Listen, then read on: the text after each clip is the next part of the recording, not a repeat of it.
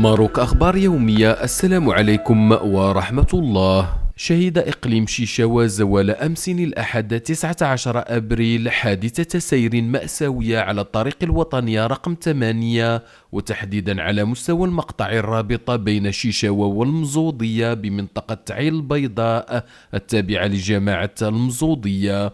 ووفق المعطيات المتوفرة فإن الحادث نجم عن اصطدام قوي بين سيارتي أجرة من الصنف الأول، إحداهما كانت قادمة من مدينة مراكش في اتجاه أكادير، بينما كانت الأخرى تسير في الاتجاه المعاكس قادمة من شيشاوا نحو مراكش، ما أدى إلى وقوع صدمة عنيفة خلفت خسائر بشرية ومادية جسيمة. وقد أسفر هذا الحادث الأليم عن مصرع 3 أشخاص في عين المكان، من بينهم شابتان كانتا على متن السيارتين، فيما أصيب عدد من الركاب الآخرين بجروح متفاوتة الخطورة. وفور علمها بالحادث هرعت عناصر الوقاية المدنية إلى عين المكان، حيث عملت على نقل المصابين إلى المستشفى لتلقي الإسعافات الضرورية، في حين تم نقل جثامين الضحايا إلى مستودع الأموات.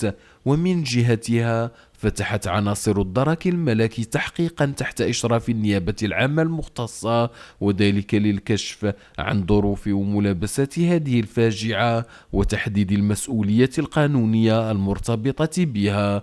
وتعيد هذه الحادثة المأساوية إلى الواجهة إشكالية السلامة الطرقية، خاصة على المحاور التي تعرف حركة سير كثيفة، ما يستدعي مزيدا من الحذر واليقظة من طرف السائقين. وفي الختام نتقدم بأحر التعازي والمواساة إلى أسر الضحايا، سائلين الله أن يتغمدهم بواسع رحمته وأن يمن على المصابين بالشفاء العاجل.